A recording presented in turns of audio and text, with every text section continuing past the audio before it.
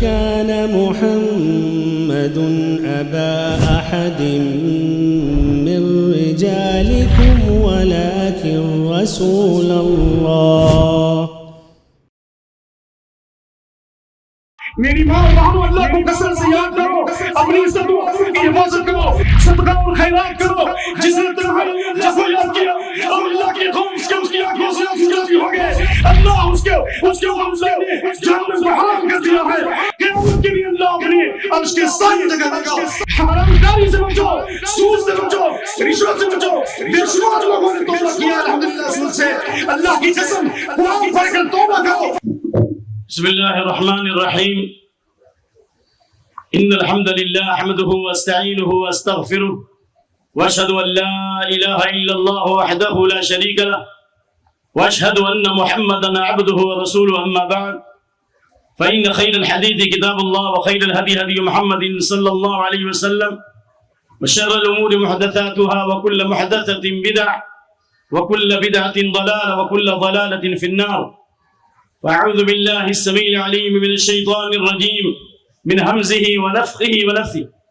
شهر رمضان الذي أنزل فيه القرآن هدى للناس وبينات من الهدى والفرقان. اللهم حبب إلينا الإيمان وزينه في قلوبنا وكره إلينا الكفر والفسوق والعصيان واجعلنا من الراشدين. اللهم زينا بزينة الإيمان واجعلنا هداة مهتدين. رب اشرح لي صدري ويسر لي امري واحلل عقدة من لساني يفقهوا قولي. رب زدني علما. صدر محترم، معزز علماء کرام، داعیان اعظام، دینی بھائیوں، بزرگوں، عفت مآب خواتین اسلام، آج کی اس اصلاحی اور دعوتی اور تربیتی پروگرام میں جو عنوان دیا گیا ہے وہ ہے رمضان اور قرآن. اس لیے بلا کسی تمہید کے میں اپنی بات اللہ کے کلام سے اور نبی صلی اللہ علیہ وسلم کے فرمان سے شروع کر رہا ہوں. اللہ تعالیٰ کے اسماء حسنہ صفات علیٰ سے دعا ہے کہ اللہ ہم سب کی نیتوں میں مکمل اخلاص عطا فرمائے، ہمارے اعمال میں استقامت اور ہماری زندگی کے تمام کاموں میں صحابہ و سلف صالحین کا رنگ اور منہج غالب فرمائے. سورہ بقرہ کی آیت نمبر 185 پڑھی گئی ہے، جس سے پہلے اللہ تعالیٰ نے رمضان کی فضیلت کے ساتھ رمضان کے روزے کی فضیلت بیان فرمائی ہے اور اس کا اہم ترین مقصد یہ بتایا ہے تاکہ ہم پرہیزگار بن سکیں، یعنی اللہ کے عذاب سے بچ سکیں. یعنی ہمارے اندر ان روزوں کے ذریعے سے اللہ تعالیٰ کی خشیت اور انابت اور اللہ سے ایسی محبت پیدا ہو جائے کہ ہم جہنم سے بچ جائیں، بلکہ یہ روزہ ہمارے لیے جہنم سے ڈھال بن جائے. اس لیے صحیح ترین حدیث میں سے یہ حدیث بھی ہے، الصیام جنۃ یستجن بها العبد من النار. روزہ جس طرح کھانے اور پینے سے انسان رک جاتا ہے، اسی طریقے سے یہ روزہ جہنم سے ڈھال ہے. بلکہ آپ صلی اللہ علیہ وسلم نے فرمایا الصیام جنۃ وحصن حصین من النار. یہ ڈھال ہے جہنم سے، خواہشات سے، شیطان کے فتنوں سے، شہوات سے اور جہنم کی دہکتی ہوئی آگ سے. اے وہ لوگوں جو کان کی برائیوں میں مبتلا تھے، اب تک آنکھ سے زنا کر رہے ہو، شرمگاہ سے زنا کر رہے ہو، فیس بک کو اپنا معبود بنا لیا ہو، انٹرنیٹ کو اپنا معبود بنا لیا ہو اور انٹرنیشنل نمبر بتانے والے انٹرنیشنل جاہلوں کو تم نے اپنا مقتدا بنا لیا ہے. آؤ رمضان یونیورسٹی میں داخلہ لے لو، جہاں دلوں کی پاکیزگی ہوتی ہے، جہاں ایمان کی خوشبودار ہوائیں چلتی ہیں، جہاں اللہ کی رحمتیں نازل ہوتی ہیں، جہاں اللہ رب العالمین جہنم کے دروازے کو بند کرتا ہے، جنت کے دروازے کو کھولتا ہے اور اللہ کی طرف سے پکارنے والا پکارتا ہے، یا باغی الخیر اقبل و یا باغی الشر اقصر. اے خیر کے کرنے والے آگے بڑھو اور اے برائی کے کرنے والے بس کرو. یہ وہ مہینہ ہے کہ اگر ہم نے اپنے دلوں کو پاک کر لیا، گناہوں سے توبہ کر لیا، تو اللہ رب العالمین ایک روزے کے بدلے اللہ جہنم سے 70 سال دور کر دے گا. اللہ کے نبی نے فرمایا ما من عبد يصوم يوما في سبيل الله الا بعد الله وجهه عن النار 70 خريفا. 70 سال دور کر دے گا، بخاری شریف کی حدیث ہے. لیکن اللہ کی طاعت کے ساتھ بندگی کے ساتھ، اخلاص کے ساتھ، تقوی کے ساتھ، محبت کے ساتھ، انابت کے ساتھ، ماں باپ کی خدمت کے ساتھ، صلہ رحمی کے ساتھ، غریبوں کی خدمت کے ساتھ، اپنے بھائیوں سے رشتہ داری جوڑتے ہوئے، اللہ کی راہ میں تبلیغ کرتے ہوئے اگر روزہ رکھو گے، ما من عبد يصوم يوما في سبيل الله الا جعل الله له خندقا كما بين السماء والارض۔ اے جہنم کی طرف جانے والوں، اے شہوات کی طرف جانے والوں، اے حرام کاری کی طرف جانے والوں، اے سود اور رشوت کی طرف جانے والوں، کیا اللہ کے دھماکے کا انتظار کر رہے ہو؟ کیا زلزلے سے عبرت حاصل نہیں کرو گے؟ آسمان سے بجلیاں گر چکی، اللہ نے دشمنوں کو مسلط کر دیا، ہر طرف سے ہم مصیبتوں کے اندر ہے، پھر بھی ہم اللہ کی طرف رجوع ہونے کے لیے تیار نہیں ہے۔ آؤ اللہ کی طرف، آؤ اللہ کی مغفرت کی طرف، آؤ جنت کی طرف۔ اس لیے اللہ رب العالمین نے یہ پیغام دیا، شہر رمضان الذی انزل فیہ القرآن ھدی للناس وبینات من الہدی والفرقان۔ یہ رمضان کی فضیلت کیوں ہے؟ رمضان کا معنی ہی آتا ہے چنگاری کے، کیوں؟ اس لیے کہ یہ آپ کے یہ ایمان کی چنگاری ہے جو آپ کے گناہوں کو جلا کر خاک کرے گی۔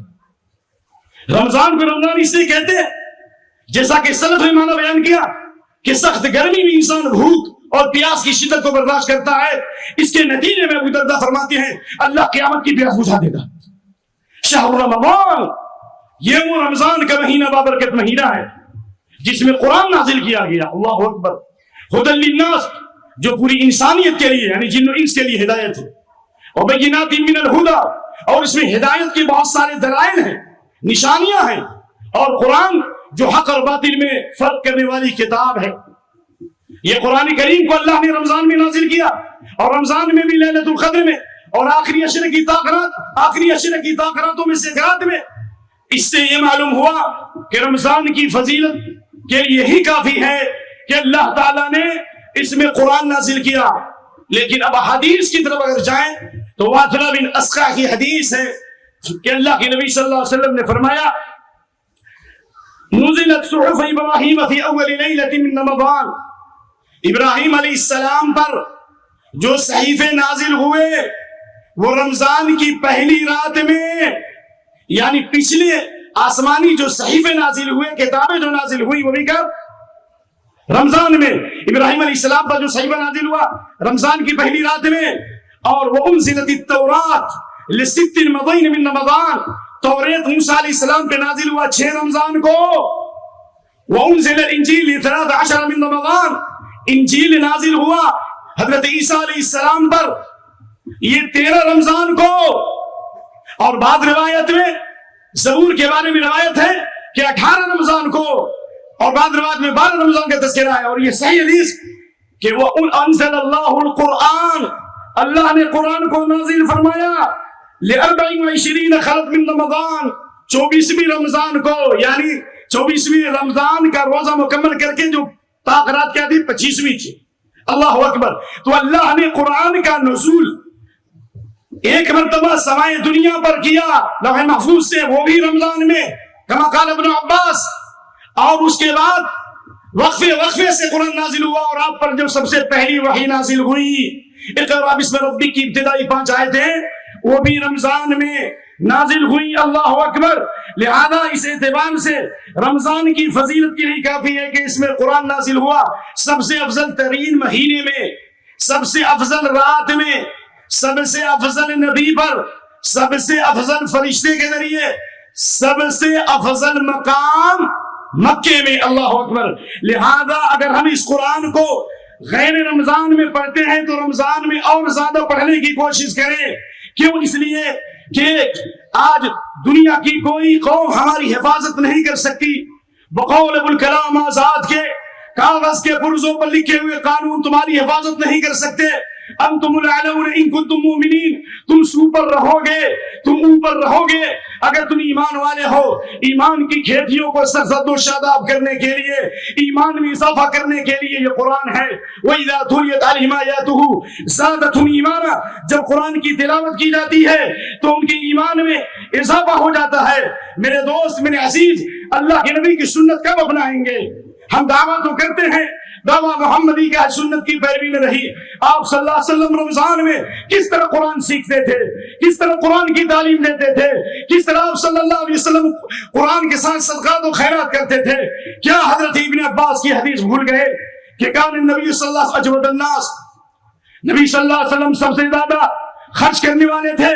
ابھی عزیز محترم صاحب نے سنا کہ اللہ تعالیٰ نے نبی صلی اللہ علیہ وسلم کو محتاج نہیں بنایا, بلکہ محتاجی کا کچھ مرحلہ تھا, لیکن اللہ نے غنی کر دیا. اجود الناس واشجع الناس واحسن الناس, سب سے زیادہ جود و سخا کرنے والے تھے, سب سے بڑے بہادر تھے, سب سے خوبصورت انسان تھے. اللہ اکبر. نبی صلی اللہ علیہ وسلم وکان اجود ما یکون فی رمضان, سب سے زیادہ آپ صلی اللہ علیہ وسلم رمضان میں جود و سخا کرتے تھے, مال بھی خرچ کرتے تھے, جان بھی خرچ کرتے تھے, محنت بھی کرتے تھے, مخلوق کے ساتھ بھلائی بھی کرتے تھے, اپنی علم کی خدمت کے ذریعے انسانیت کی اصلاح کرتے تھے.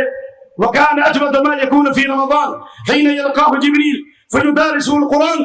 اور نبی صلی اللہ علیہ وسلم کی جود و سخا اس وقت بڑھ جاتی تھی جب رمضان کی ہر رات میں جبریل امین نازل ہوتے تھے تاکہ آپ صلی اللہ علیہ وسلم سے قرآن کا دور کریں. نبی صلی اللہ علیہ وسلم قرآن سنتے تھے اور آپ صلی اللہ علیہ وسلم جبریل علیہ السلام کو قرآن سناتے تھے. اس میں پیغام ہے کہ جنہوں نے قرآن پڑھا ہے ان کو بھی مزید قرآن صحیح کرنے کی ضرورت ہے. خیرکم من تعلم القرآن وعلمہ, سب سے بہتر وہ ہے جو قرآن سیکھے اور سکھائے. اس حدیث کے روایت کرنے والے تابعی ابو عبد الرحمن السلمی کہتے ہیں فذلک الذی اقعدنی مقعدی ھذا فعلم القرآن من زمن عثمان الى زمن الحجاج. اسی حدیث کی بنیاد پر کہ سب سے بہتر وہ ہے جو قرآن سیکھے اور سکھائے, سب سے قیمتی وقت ہے جس وقت ہم قرآن پڑھ رہے ہو, سب سے افضل وقت وہ ہے جو قرآن پڑھ رہے ہو, سب سے افضل انسان وہ ہے جو قرآن سیکھے اور سکھائے. کہا کہ اسی وجہ سے میں نے اس جگہ کو پکڑا. حضرت عثمان بن عفان کے زمانے سے لے کر حجاج بن یوسف کے زمانے تک قرآن کی تعلیم دی. اگر ہم اپنے بچوں کو قرآن سکھانا شروع کر دیں, اپنی بچیوں کو قرآنی ماحول میں تربیت دیں, بالخصوص سورہ بقرہ اور آل عمران کی تلاوت کریں, ہمارے گھروں سے شیطان بھاگ جائے گا, جنات کے حملے نہیں ہوں گے, جادو کے حملے نہیں ہوں گے. کیوں؟ اس لیے کہ اللہ کے نبی صلی اللہ علیہ وسلم نے بریدہ والی حدیث میں بتایا تھا کہ تعلموا البقرہ, سورہ بقرہ سیکھو. پڑھنا ہی کافی نہیں ہے بلکہ اس کو کچھ نہ کچھ سیکھنا بھی ہے, اس کے احکام کو جاننا بھی ہے, اس کے تقاضے پر عمل بھی کرنا ہے. سورہ بقرہ سیکھو جس کے بارے میں بعض سلف کے اقوال میں سے ایک قول یہ بھی ہے اس میں 1000 احکام ہیں, 1000 خبریں ہیں, 1000 اللہ کے مامورات و منہیات ہیں. آپ نے فرمایا کہ فَإِنَّ أَخْذَ بَرَكَةٍ, سورہ بقرہ خصوصیت کے ساتھ پڑھنے کا اہتمام کرو, گھروں میں پڑھنے کا اہتمام کرو. اس کے پڑھنے میں برکت ہے اور چھوڑنے میں حسرت ہے.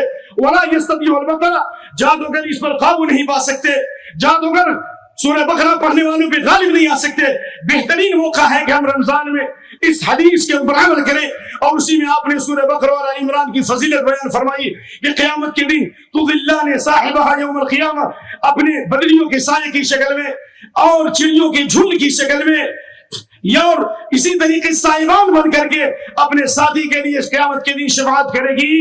اور اسی حدیث کا جملہ ہے وَإِنَّ الْقُرْآنَ يَلْقَى صَاحِبَهُ يَوْمَ الْقِيَامَةِ حِينَ يَنشَقُّ عَنْهُ الْقَبْرُ كَالرَّجُلِ الشَّاحِبِ.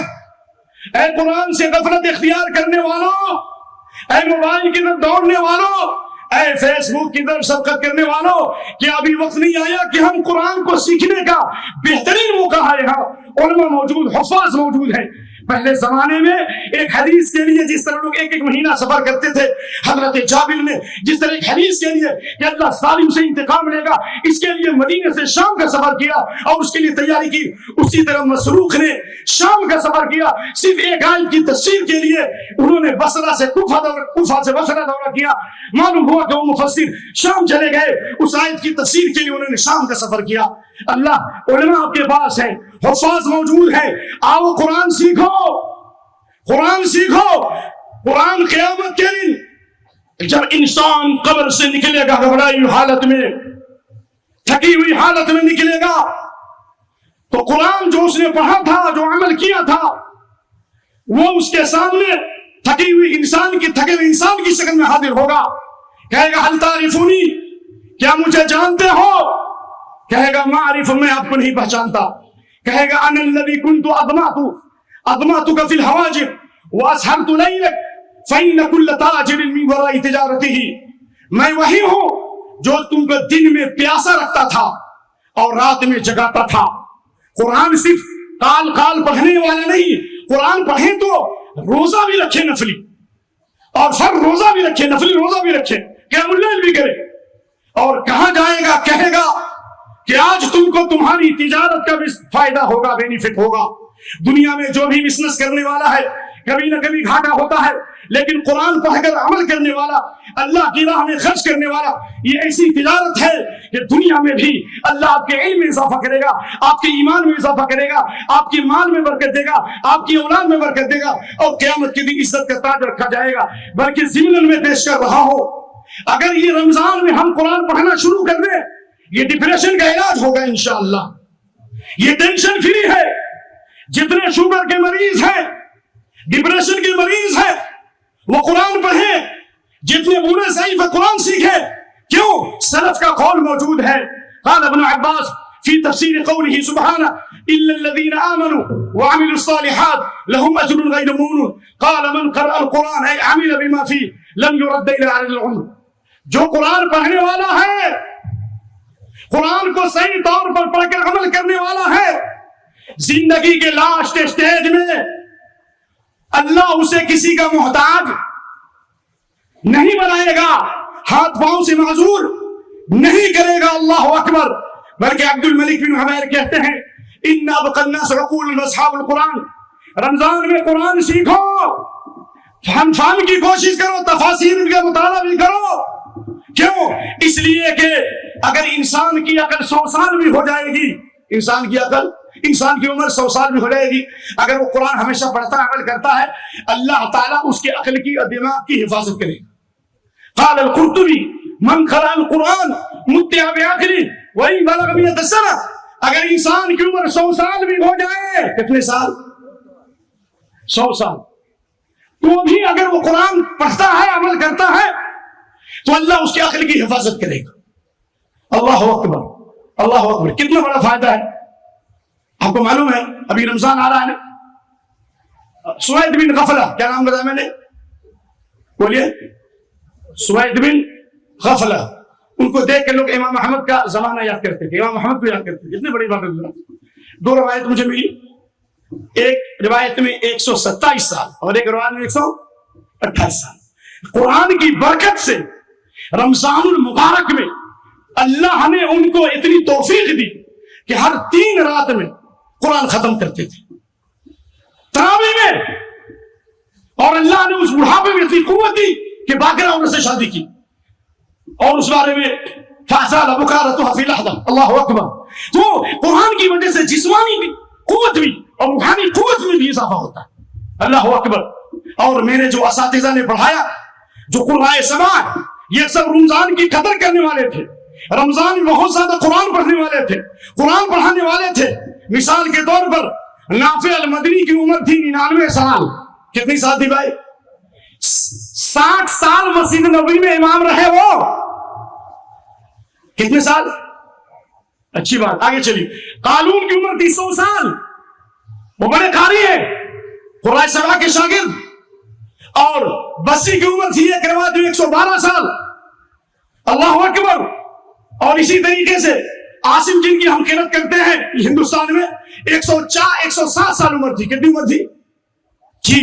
میں پہلی مرتبہ جب گلبرگہ آ رہا تھا، ایک بہت بڑے سائنٹسٹ سے میری ملاقات ہوئی ٹرین میں. کہا کہ ہم نے اس پر ریسرچ کیا ہے کہ آپ نے جو لوگ دھارمک لوگ ہوتے ہیں ان کی عمریں زیادہ ہوتی ہیں. وَلَا يَزِيدُ فِي الْعُمْرِ إِلَّا الْبِرُّ. نیکی اور بھلائی سے عمر میں اضافہ ہوتا ہے. لہذا ارادہ کرو کہ ہم انشاءاللہ قرآن کی قرأت بھی کریں گے اور قرآن کی تفسیر بھی سیکھیں گے انشاءاللہ علماء کی نگرانی میں. اور بچوں کو بھی قرآن سکھائیں گے انشاءاللہ، بچیوں کو بھی قرآن سکھائیں گے. کیونکہ اللہ کے نبی صلی اللہ علیہ وسلم جبریل امین سے قرآن سیکھتے تھے، سنتے تھے اور سناتے تھے. اور میں جانتا ہوں بعض لوگوں کو کہ رمضان کی برکت سے پورے رمضان میں انہوں نے 30 پارے قرآن یاد کر لیے. اور سلف صالحین کے اقوال ملتے ہیں، وقف نہیں کہ میں ان اقوال کو آپ کے سامنے پیش کروں، لیکن مختلف اقوال ہیں کہ بعض سلف عام دنوں میں 7 دن میں قرآن ختم کرتے تھے اور رمضان میں ہر 3 دن میں قرآن ختم کرتے تھے اور آخری عشرے میں 1 دن ہر دن قرآن ختم کرتے تھے. یہ قرآن کی فضیلت اور رمضان کی فضیلت کی وجہ سے اس میں اضافہ کرتے تھے. اللہ اکبر. حضرت امام شافعی ایک دن میں 1 ختم قرآن اور رات میں ختم قرآن کرتے تھے. یہ ان کا اہتمام تھا. اور امام مالک رحمت اللہ علیہ کا طریقہ تھا کہ جب رمضان آتا تو حدیث کا درس بند کر دیتے اور قرآن خوب تلاوت کیا کرتے تھے مصحف سے. اور حضرت امام زہری رحمت اللہ علیہ کے بارے میں آتا ہے کہ رمضان آتا تو کہتے کہ یہ رمضان قرآن کا مہینہ ہے, صدقے کا مہینہ ہے, لہذا ہم قرآن بھی پڑھیں اور صدقات بھی کریں, خیرات بھی کریں اور اللہ کی راہ میں صدقہ بھی دیں. اور یاد رکھیے اللہ اکبر کہ اگر ہم نے اور آپ نے ان اوقات کو ضائع کر دیا, قرآن پڑھایا جا رہا ہے, اس مجلس میں تھوڑے لوگ بیٹھتے ہیں, گانے کی مجلسوں میں ہزاروں لوگ, فنکشن ہال میں ہزاروں لوگ, دعوت کے نام پر ہزاروں لوگ, قرآن نہیں سیکھو گے, قیامت کے دن اللہ کے نبی صلی اللہ علیہ وسلم آپ کے خلاف اللہ کے دربار میں مقدمہ دائر کریں گے. وقال الرسول یا رب ان قوم اتخذوا هذا القرآن مهجورا. رسول اللہ کہیں گے اے اللہ, اے میرے رب یہی وہ قوم ہے جس نے قرآن چھوڑ دیا, قرآن نہیں پڑھا, موبائل میں مت لگایا, فیس بک میں مت لگایا. تو بھی ہم قرآن چھوڑنے والے ہیں. قرآن پڑھا لیکن قرآن کو صحیح پڑھنے کی کوشش نہیں کی, سمجھنے کی کوشش نہیں کی, عمل کرنے کی کوشش نہیں کی, تو بھی ہمارے خلاف نبی صلی اللہ علیہ وسلم شکایت کریں گے. القرآن حجت لک علیک, قرآن تمہارے لیے حجت و دلیل بنے گا. میدان محشر میں روزے کے ساتھ الصیام والقرآن یشفعان للعبد. عبداللہ بن عمر بن عاص حدیث, قرآن بھی سفارش کرے گا اور روزہ بھی سفارش کرے گا. روزہ کہے گا رب انی منعت الطعام والشہوات بالنہار, اے میرے رب دن میں ہم نے اس کو کھانے پینے اور خواہشات سے روکا. اور قرآن کہے گا اللہ اکبر منعتہ النوم باللیل, رات میں سونے سے ہم نے اس کو باز رکھا, یعنی رات کے اکثر حصے میں یہ بعض حصے میں اس نے عبادت کی. فیشفعان, ان کی شفاعت قبول کی جائے گی. لیکن اگر مگر بہت خطرناک, قرآن چھوڑنے سے اور قرآن نہ پڑھنے سے اور قرآن پر عمل نہ کرنے سے 1386 بخاری شریف 1386 سمرہ بن جندب کی حدیث ہے. چھوڑے ٹائم تو ہے نہیں کہ قرآن نہیں پڑھنے کی وجہ سے, قرآن پر عمل نہ کرنے کی وجہ سے, نمازوں کے وقت سونے کی وجہ سے قبر میں قیامت تک عذاب دیا جائے گا. دلیل وَأَمَّا الَّذِي رَأَيْتَهُ يَشَقُّ صِدْقَهُ فَكَذَّابٌ يُحَدِّثُ بِالْكَذِبِ فَتَحْمَلُ عَنْهُ الْآفَاقَ فَيُصْبِحُ إِلَىٰ يَوْمِ الْقِيَامَةِ. جو آدمی جھوٹی خبریں موبائل پہ پھیلا رہا ہے, تحقیق نہیں کیا, یوں ہی پھیلا دیا, جھوٹ کو اس نے نشر کر دیا, بی بی سی لندن بن گیا. ایسا بھی ہوتا ہے, بی بی سی لندن بن گیا, اس کے گل پھڑے کو پھاڑا جا رہا ہے, چمڑے کو پھاڑا جا رہا ہے, خون ٹپک رہا ہے, یہ عذاب اس کو قبر میں قیامت تک دیا جائے گا. اس کے بعد وَأَمَّا الَّذِي رَأَيْتَهُ يُشْتَخُ رَأْسُهُ, لیکن جس کے سر کو پتھر سے کچلا جا رہا ہے, چٹان سے مارا جا رہا ہے, پتھر لڑک کر دور چلا جاتا ہے, فرشتہ جاتا ہے, پتھر لاتا ہے, پھر اس کو مارتا ہے, پھر سب دو ٹکڑے ہو جاتا ہے. حدیث سنے ہیں نا آپ لوگ, معلوم ہے اس حدیث میں کیا ہے؟ یہ عذاب قیامت تک دیا جائے گا. قرآن چھوڑنے والا, مجھے ہم پہ ظاہر ہے تمہارا باطن, ہم پہ ظاہر ہے تمہارا باطن, منہ نہ کھلواؤ کہ میں وہاں بھی ہوں, میں یہاں رہ چکا ہوں, میں آپ کی حالتوں سے واقف ہوں, آپ کی بہادری سے واقف ہوں, آپ کی شجاعت سے واقف ہوں, آپ کی دلداری سے واقف ہوں, آپ کی مہمان نوازی سے واقف ہوں, آپ کی جد و سخا سے واقف ہوں. لیکن آپ ہم میں بھی کچھ کمزوریاں ہیں. بہت سی خواتین کے بارے میں میرے پاس رپورٹ ہے کہ رمضان کے دنوں میں مسجدوں میں آ کر موبائل پر غلط فلمیں دیکھتی ہیں. واللہ میں صحیح بول رہا ہوں, ڈرو یا خواتین اسلام, اللہ کے غضب و غصے کو مت بھڑکاؤ, کہیں اللہ تمہارے چہروں اور شکلوں کو بندروں سوروں سے نہ بدل دے. اللہ کے عذاب سے ڈرو, اللہ کے خوف سے ڈرو, توبہ کرو. مسجد میں جس طرح نیکی میں اضافہ ہے اسی طرح گناہ میں اضافہ ہے. حدیث ہے کہ جس کے سر کو مارا جا رہا ہے وہ آدمی جس کو اللہ نے قرآن کا علم دیا لیکن رات میں سو گیا یعنی عشاء کی نماز چھوڑ دیا, فجر بھی چھوڑ دی, ولم يعمل فيه بالنهار دن میں اس پر عمل نہیں کیا. وفي روایہ فيأخذ القرآن فيرفض القرآن جانتے ہوئے نہیں پڑھتا تھا, وينام عن الصلاة المكتوبة فرض نمازوں سے سویا رہا. لہذا ہمارے لیے بہترین موقع ہے رمضان کے اندر کہ ہم قرآن سیکھیں بھی اور سکھائیں بھی, پڑھیں بھی اور پڑھائیں بھی, اور توبہ اور استغفار بھی کریں, صدقہ اور خیرات بھی کریں, دینی حلقات بھی قائم کریں, اور خاص طور سے ان بھائیوں کو جن کو اللہ نے مال دیا ہے. ابھی مال کا تذکرہ ہوا, انما الدنیا لاربعۃ نفر, دنیا 4 آدمی کے لیے ہے. کبشہ انماری کی حدیث بالکل اتھینٹک حدیث ہے. اس میں سب سے پہلے نمبر پر رزقہ اللہ علم و مالا, جس کو اللہ نے علم بھی دیا اور مال بھی دیا, اور وہ علم کی روشنی میں اللہ سے ڈرتا ہے, مال کو خرچ کرتا ہے. تو میں آپ سے یہ کہنا چاہتا ہوں, اگر اللہ نے آپ کو علم نہیں دیا, علم والے موجود ہیں. آپ ان ایام میں قرآن کریم کی تعلیمات کے حلقات قائم کیجیے. قبیلوں میں جائیں, لوگ مرتد ہو رہے ہیں, لوگ دین سے پھر رہے ہیں, دیول کی پوجا کر رہے ہیں. ہمارے لیے ضروری ہے کہ ان نو مسلموں کو یا ان بھائیوں کو جو دین سے مرتد ہو رہے ہیں, ہم ان کو قرآن کی تعلیم دیں, ان کو حدیث کی تعلیم دیں. اللہ تعالیٰ ہماری زندگی میں انقلاب لائے گا. تیری بگڑی ہوئی تقدیر سنور سکتی ہے, تیری بگڑی ہوئی تقدیر سنور سکتی ہے. رات پیمانے خورشید میں ڈھل سکتی ہے, مگر اے دوست تجھے خود کو بدلنا ہوگا, پابر نہ رہے, پرخار پہ چلنا ہوگا. اور خاص طور سے میرا وقت بھی باقی ہے, یہ بتانا چاہتا ہوں کہ تراویح کی نماز میں خشوع و خضوع پیدا کیجیے. یہ تراویح سورۃ تراویح کب تک پڑھیں گے؟ میں بستی میں جاتا تھا, سورۃ تراویح ہوتی تھی, لیکن جب ہم نے جا کے ادنا سطح پہ کوشش کی, واللہ 10 رات لوگ جگے رہے, اور ماشاءاللہ اب تک وہ الحمدللہ لوگ بیدار ہیں. تو آپ بھی ایسے حافظ کا انتخاب کیجیے جو قرآن کو ٹھہر ٹھہر کے پڑھے, قرآن کی جو تفسیر بتائی جائے اس کو غور سے سنیے, اور اس حدیث کو یاد رکھیے. من قام ب10 آیات لم یکتب من الغافلین, 10 آیتیں بھی جو قیام اللیل میں پڑھے گا اللہ غافلوں کی جماعت میں نہیں لکھے گا. خاص طور سے امام دارمی نے باب بتایا کہ یہ 10 آیتیں تہجد میں یعنی قیام اللیل میں پڑھی جائیں. ومن قام ب100 آیۃ کتب من القانتین, جو 100 آیتیں پڑھے گا خود اطاعت گزاروں میں لکھا جائے گا, یعنی اللہ دین پر ثابت قدمی عطا فرمائے گا. کیا کرے گا اللہ؟ اور ومن قام ب1000 آیۃ کتب من المقنطرین, 1000 آیات پڑھیں گے تو بہت زیادہ خیر اور بھلائی جمع کرنے والوں میں شمار ہوگا. اس لیے بہترین چانس ہے کہ ہم تراویح میں قرآن غور سے سنیں اور مزید اس قرآن کو سمجھنے کی کوشش کریں. آپ کے لیے بہت بہترین موقع ہے. اذا ایقظ الرجل اہلہ فصلی رکعتین کتب من الذاکرین, اگر آدمی اپنی بیوی کو اٹھائے تہجد کے لیے اور دونوں اگر 2 رکعت بھی نماز پڑھیں گے, ذاکرین کی جماعت میں اللہ شمار کرے گا, مقربین میں اللہ تعالی شمار کرے گا. اور اس حدیث کو یاد رکھیے, رمضان میں جہاں قرآن پڑھتے ہیں قیام اللیل میں قرآن پڑھیے. انہ من قام مع الامام حتى ينصرف كتب له قيام الليل, امام کے ساتھ تراویح شروع کرو اور امام کے ساتھ ختم کرو تو پوری رات تہجد کا ثواب ملے گا, پوری رات قیام کا کیا ملے گا؟ ثواب ملے گا. اور صحیح الجامع حدیث علیکم بقیام اللیل فإنه داب الصالحین قبلکم وقربۃ الی ربکم وتکفیر للسیئات ومنہاۃ عن الاثم ومطردۃ للداعی للجسد. اللہ اکبر. قیام اللیل جس کو ہم رمضان میں تراویح کہتے ہیں, اس کا انتظام کرو. اللہ کے نبی صلی اللہ علیہ وسلم نے لمبا قیام کیا, یہ تو سب کو معلوم ہے. حضرت عمر رضی اللہ عنہ کے زمانے میں جو تراویح ہوتی تھی, کان القاری یقرأ بالمئین, 1 آیت 1 رکعت میں 100 آیتیں پڑھتا تھا. حتی کنا نعتمد علی النصب من طول القیام, لوگ لاٹھیوں پر ٹیک لگاتے تھے.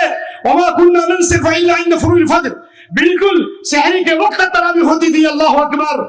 اور یہ منظر میں نے سعودیہ کی بعض مسجدوں میں جا کر دیکھا ہے. واللہ پوری رات تراویح پڑھنے کے بعد واللہ ذرہ برابر تھکاوٹ نہیں ہوتی تھی. اللہ نے اسی روحانیت قائم کی. آپ اس سنت کو زندہ کرو گے انشاءاللہ کہ ہم لیلۃ القدر میں 10 رات قیام اللیل کریں گے. من قام لیلۃ القدر ایمانا واحتسابا غفر له ما تقدم من ذنبه. لیلۃ القدر کی فضیلت قیام اللیل کے ساتھ ہے. 10 رات اہتمام کریں گے, یہ سب سے افضل ہے. لہذا یہ فضیلت سن لیجئے کہ اگر یہ قیام اللیل اللہ نے قبول کر لیا فإنه قربۃ الی ربکم, اللہ سے قریب ہو جائیں گے. اللہ سے کیا ہو جائیں گے؟ قریب ہو جائیں گے. سلف کہتے ہیں اللہ قیامت کے دن ہر آدمی کو اس کا بدلہ گن کر کے دے گا, لیکن انما یوفی الصابرون اجرهم بغیر حساب, الصابرون الصائمون, لیکن روزہ رکھنے والے قیام اللیل کرنے والے جو ہیں ان کا ثواب اللہ گن کے نہیں دے گا. اللہ سے قریب ہو جاؤ گے. نمبر 1 داب الصالحین قبلکم، نیک لوگوں کی جماعت میں اللہ شامل کرے گا۔ نمبر 3 تغفیر للسیئات، جو گناہ ہو گئے اللہ معاف کر دے گا، جو گناہ ہو گئے توبہ کر لیں گے، صغیرہ کبیرہ دونوں۔ ومنہات عن، جو گناہ ہونے والے ہیں اللہ قیام اللیل کی برکت سے، قرآن کی برکت سے، تلاوت سننے کی برکت سے، آنے والے گناہوں سے، فتنوں سے، بلاؤں سے، مصیبتوں سے اللہ بچائے گا۔ ومطردۃ الانسان الجسد، ڈاکٹر کے علاج سے تھک جانے والے لوگ، میں نے رمضان میں دیکھا ہمارے بھائی یوسف کی اہلیہ کو کینسر ہو گیا تھا، لیکن مدینے میں پورے رمضان انہوں نے تراویح پڑھی اور آخری عشرے کا قیام کیا، زمزم کا پانی پیا، واللہ 0% بھی کینسر نہیں تھا۔ یہ ایسے بہت واقعات ہیں میرے پاس۔ لہذا یہ قیام اللیل، یہ قرآن کی قرأت جسم کی بیماریوں کو بھگانے والا ہے۔ ہمارے بھائی ذاکر کہہ رہے تھے ایسے واقعات ہم نے غیر مسلموں کو دیکھا قرآن پڑھتے ہوئے، دعائیں انہوں نے سیکھی قرآن کی برکت سے۔ رقیہ میں نے دیکھا، کینسر کے مریضوں کو دیکھا ہے، آپریشن ہو چکا ہے، اچھا نہیں ہوا، قرآن کی برکت اچھا ہو گیا۔ کہا کہ میں نے جسم پر تھوڑا تھا، ایسا کیسا تھا؟ تھوڑا تھا، بہت علاج کرا کے تھک گیا۔ رمضان میں ہر دن 10 پارہ قرآن پڑھتا تھا۔ کیا کہا؟ رمضان میں ہر دن 10 پارہ قرآن پڑھتا تھا، یہ تھوڑا پھٹ گیا الحمدللہ، اور اللہ نے بیماری ہمیشہ کے لیے ظاہر کر دی، اور آج الحمدللہ قوم کی خدمت کر رہے ہیں۔ اللہ اکبر۔ جنہیں حقیر سمجھ کر بجھا دیا تم نے، جنہیں حقیر سمجھ کر بجھا دیا تم نے، وہی چراغ جلیں گے تو روشنی ہوگی۔ آؤ عزم کرو کہ ہم توبہ کریں گے، قرآن کی صفت تائبین میں بنیں گے، صائمین میں بنیں گے، خشوع و خضوع کرنے والوں میں بنیں گے، سچوں میں بنیں گے، قانتین میں بنیں گے، اور ذاکرین اللہ کثیرا والذاکرات۔ میری ماں اور بہنوں، اللہ کو کثرت سے یاد کرو، اپنی عزت و آبرو کی حفاظت کرو، صدقہ اور خیرات کرو۔ جس نے تنہائی میں اللہ کو یاد کیا اور اللہ کے خوف سے اس کی آنکھوں سے آنسو جاری ہو گئے، اللہ اس کے اوپر اللہ نے جہنم کو حرام کر دیا ہے۔ قیامت کے لیے اللہ اپنے عرش کے سائے میں جگہ دے گا۔ اے وشاکھاپٹنم کے لوگوں، حرام کاری سے بچو، سود سے بچو، رشوت سے بچو۔ بے شمار لوگوں نے توبہ کیا الحمدللہ سود سے۔ اللہ کی قسم، قرآن پڑھ کر توبہ کرو۔ من یتق اللہ یجعل له مخرجا، قال ابن عباس في الدنيا والآخرة والكرب عند الموت واحوال يوم القيامة۔ اللہ سے ڈر کر قرآن پڑھو، اللہ سے ڈر جاؤ، برائیوں سے بچ جاؤ۔ اللہ دنیا کی تنگیوں سے بچائے گا، مال کی تنگیوں سے بچائے گا، دلوں کی تنگیوں سے بچائے گا، گھر کے ماحول کو اچھا کر دے گا، موت کی سختی سے بچائے گا، قبر کے فتنے عذاب سے بچائے گا، قیامت کی ہولناکی سے بچائے گا۔ یہ میری تفسیر نہیں ہے، یہ میری تفسیر کس کی تفسیر ہے؟ امام المفسرین ابن عباس کی۔ بہرحال میں اپنی بات کو ختم کر رہا ہوں۔ اللہ تعالیٰ سے دعا ہے ہمیں جو بیمار ہیں اللہ ان کو مکمل صحت عطا فرمائے، ہمیں جو روحانی امراض کے شکار ہیں اللہ انہیں شفا یاب کرے، جن کے بچے نااہل ہیں رب اصلح لی فی ذریتی، اللہ ان کو ان کے ماں باپ کے لیے آنکھوں کا تارا بنا دے، جن کی بیویاں نافرمان ہیں اللہم انی اعوذ بک من زوج تشیبنی قبل المشی، اللہ تعالیٰ میں تیری پناہ چاہتا ہوں ایسی بیوی سے جو بوڑھا ہونے سے پہلے بوڑھا کر دے۔ اللہ ان بیویوں کو اپنے شوہروں کے لیے مفید بنا دے، اور ان کے شوہروں کو بھی اللہ تعالیٰ ان کی آنکھوں کی ٹھنڈک بنا دے۔ اللہ تعالیٰ نے جس طرح ہمیں یہاں جمع فرمایا، اللہ قیامت کے دن ابو ہریرہ رضی اللہ عنہ کی دعا کے مطابق کہ اللہ ہم کو جمعہ کے دن جنت کی بازار میں جمع فرمائے۔ اقول قولی ھذا واستغفر اللہ لی ولکم ولسائر المسلمین واستغفروا انہ الغفور الرحیم۔ والسلام علیکم ورحمۃ اللہ وبرکاتہ۔